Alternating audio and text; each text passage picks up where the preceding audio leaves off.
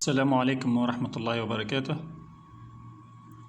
لفلاح ضيعة مغروسة أشجار برتقال يمثلها الرسم التالي.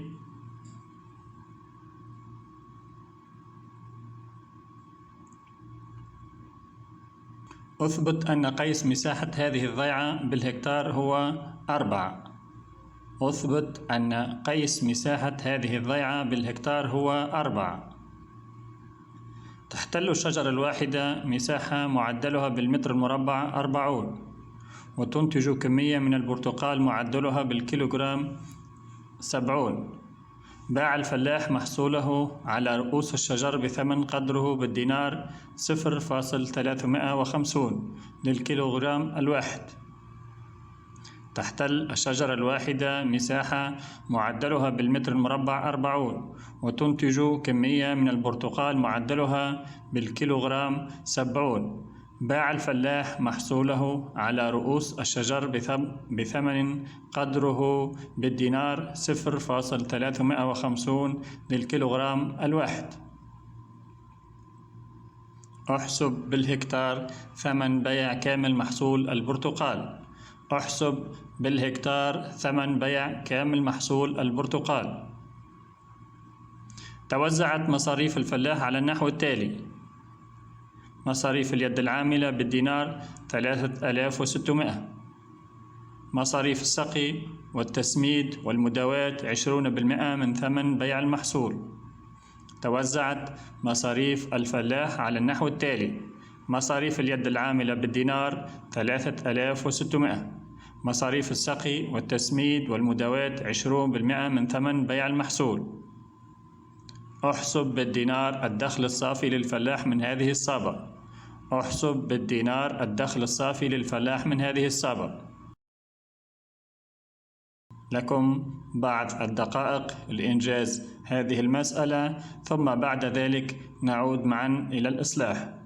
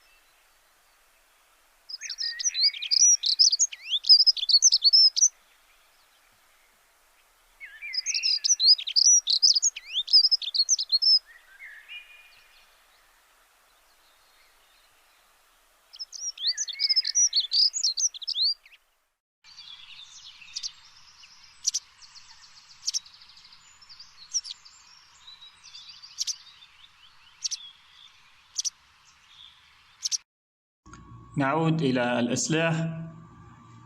نبدأ بالسؤال الأول.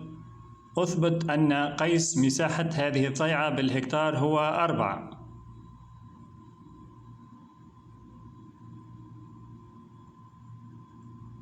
لفلاح ضيعة مغروسة أشجار برتقال يمثلها الرسم التالي. نأخذ الرسم.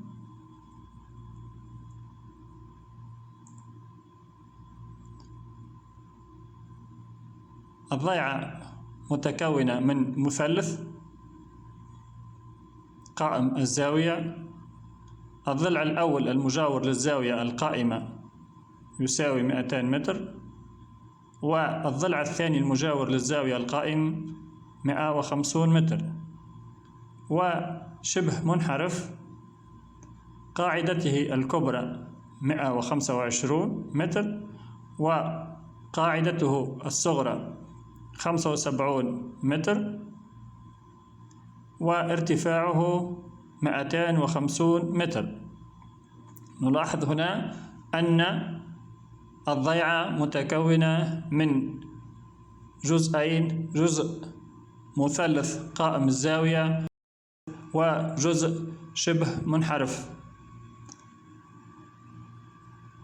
نبدأ بالبحث على مساحة المثلث. مساحة المثلث القائم تساوي طول الضلع المجاور للزاوية القائمة في طول الضلع الثاني المجاور أيضا للزاوية القائمة على 2. وهنا الضلع الأول المجاور للزاوية القائمة طوله 200 متر في الضلع الثاني الذي هو 150 متر على 2 يساوي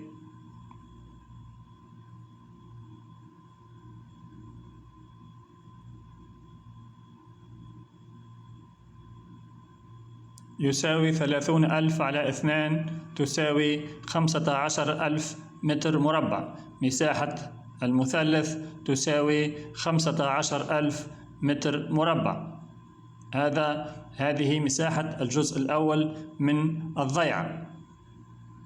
نمر إلى بحث على مساحة شبه المنحرف والجزء الثاني من الضيعة.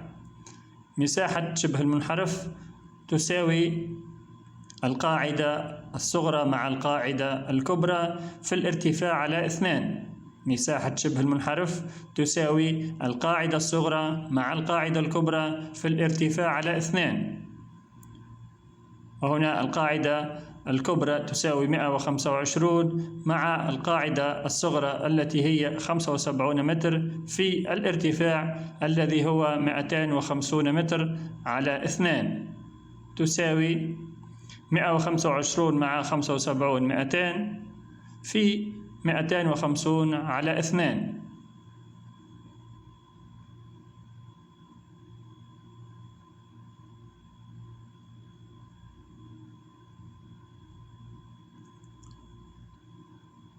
لنتحصل على 50,000 على 2 تساوي 25,000 متر مربع. مساحة شبه المنحرف 25,000 متر مربع. نمر إلى البحث على المساحة كاملة، مساحة الضيعة. مساحة الضيعة تساوي مساحة المثلث مع مساحة شبه المنحرف تساوي 15,000 متر مربع مع 25,000 متر مربع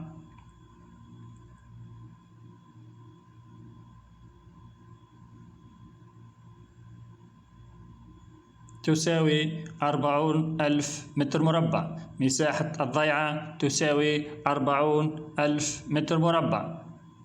ونحن مطالبون بالبحث على المساحة بالهكتار، وبما أن 1 هكتار يساوي 10,000 متر مربع فإن المساحة الضيعة تساوي 40,000 على 10,000. للبحث على المساحة بالهكتار نقسم على 10,000 بما أن 1 هكتار يساوي 10,000 متر مربع، وبالتالي تكون مساحة الضيعة تساوي 4 هكتار. بعد أن قمنا بالاختزال 40,000 على 10,000 نتحصل على 4 هكتار، وبالتالي مساحة الضيعة تساوي 4 هكتار. نمر إلى السؤال الثاني. احسب بالهكتار ثمن بيع كامل محصول البرتقال. احسب بالهكتار ثمن بيع كامل محصول البرتقال.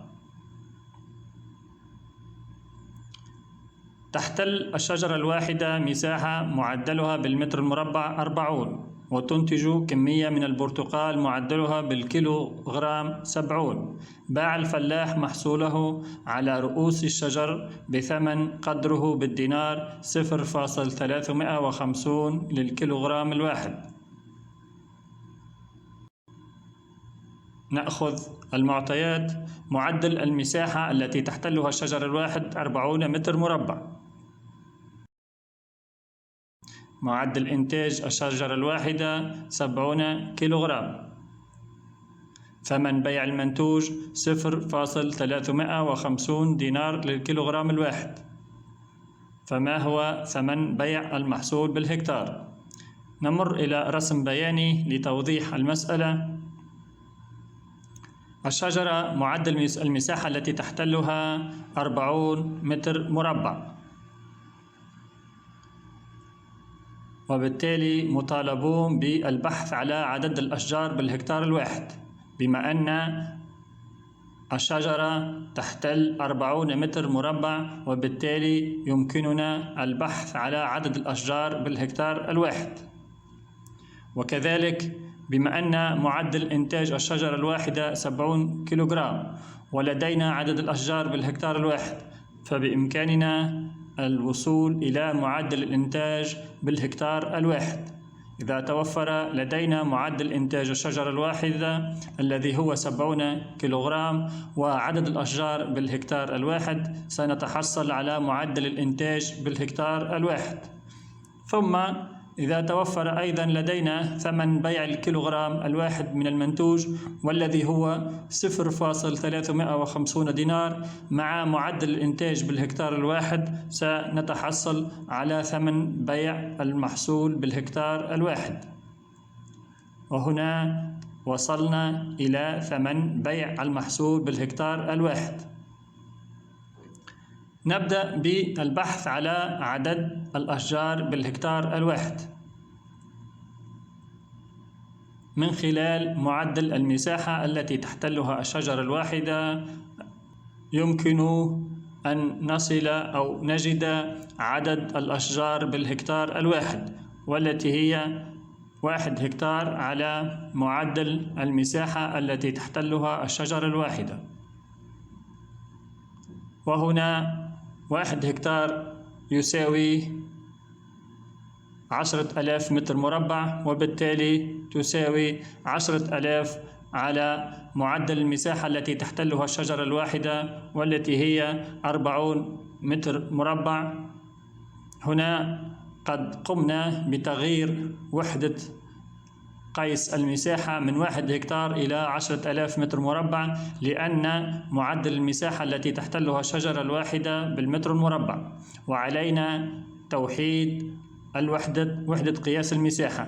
إما 1 هكتار نتركه 1 هكتار، ثم نقوم بتغيير معدل المساحة التي تحتلها الشجرة الواحدة، أو تحويل وحدة قيس المساحة التي تحتلها الشجرة الواحد إلى الهكتار، أو ترك معدل المساحة التي تحتلها الشجرة الواحدة بالمتر المربع، ثم نقوم بتحويل 1 هكتار إلى المتر المربع لنتحصل على 10,000 متر مربع على 40، تساوي بعد الاختزال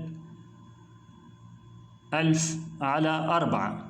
1000 على 4 تعطينا 250، وهنا نتحصل على عدد الأشجار بالهكتار الواحد 250 شجرة. عدد الأشجار بالهكتار الواحد تساوي 250 شجرة. نعود إلى الرسم البياني. ثم نمر إلى البحث على معدل الإنتاج بالهكتار الواحد. لدينا عدد الأشجار بالهكتار الواحد، ولدينا معدل إنتاج الشجرة الواحدة الذي هو 70 كيلوغرام. فبإمكاننا أن نقوم بالبحث على معدل الإنتاج بالهكتار الواحد. معدل الإنتاج بالهكتار الواحد يساوي معدل إنتاج الشجرة الواحدة في عدد الأشجار بالهكتار الواحد. معدل الإنتاج بالهكتار الواحد يساوي معدل إنتاج الشجرة الواحدة في عدد الأشجار بالهكتار الواحد. وهنا عدد الأشجار بالهكتار الواحد لأننا نبحث على معدل الإنتاج بالهكتار الواحد، الذي يساوي معدل إنتاج الشجرة الواحدة هو 70 كيلوغرام في عدد الأشجار بالهكتار الواحد، والذي هو 250 شجرة.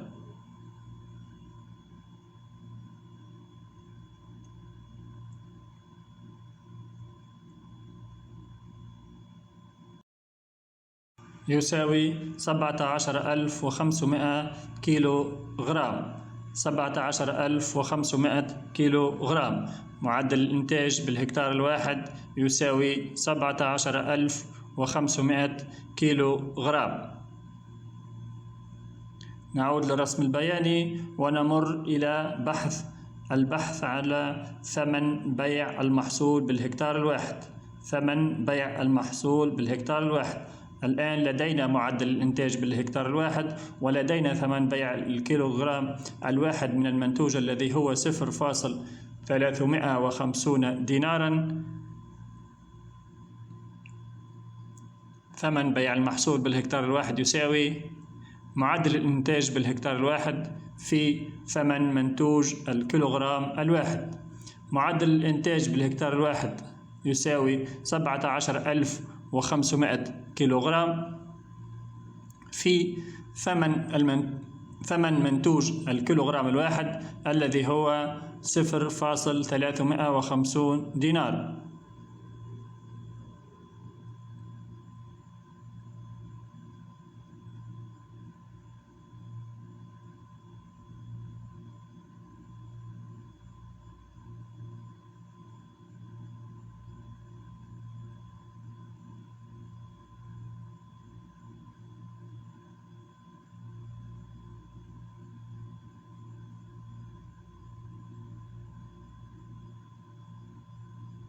تساوي 6125 دينار.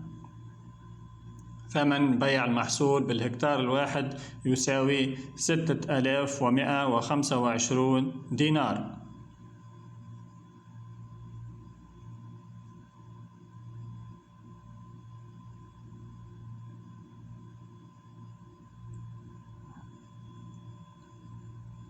نمر إلى السؤال الثالث.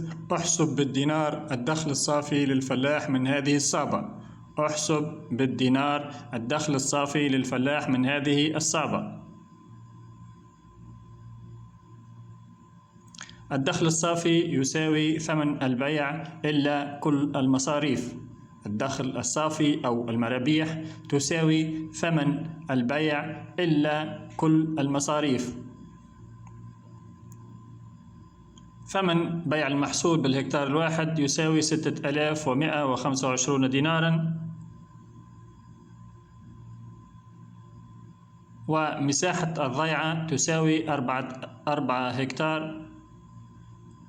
وهنا نمر إلى البحث على ثمن البيع. ثمن البيع الذي هو ثمن بيع المحصول بالهكتار الواحد في مساحة الضيعة. ثمن بيع المحصول بالهكتار الواحد الذي هو 6125 في مساحة الضيعة التي هي 4 هكتار تساوي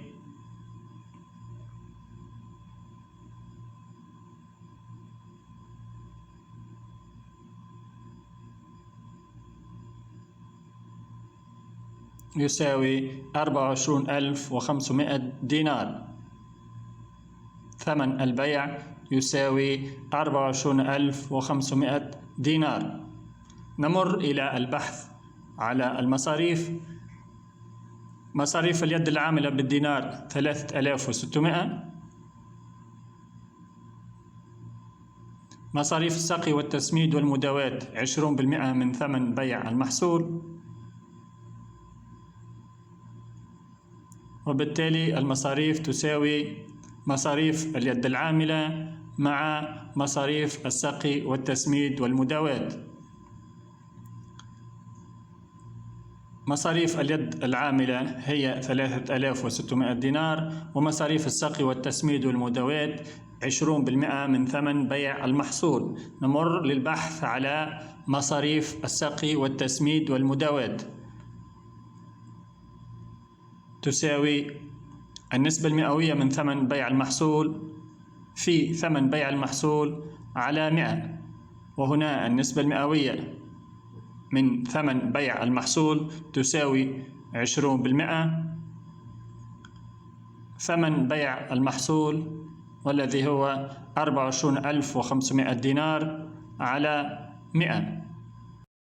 بعد الاختزال نتحصل على 20 في 245 تساوي 4,900 دينار.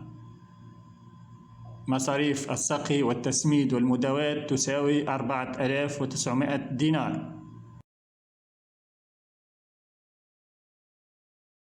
المصاريف تساوي مصاريف اليد العاملة 3600 مع مصاريف السقي والتسميد والمداواة 4,900 دينار تساوي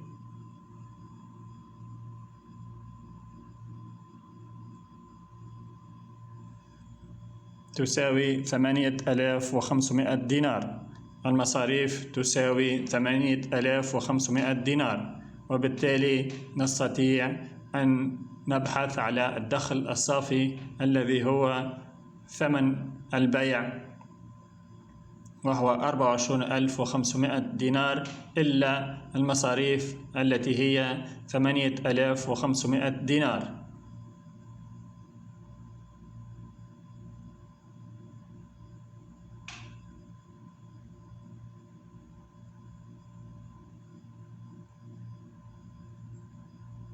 الدخل الصافي يساوي 16,000 دينار. الدخل الصافي يساوي 16,000 دينار. شكرا وإلى اللقاء.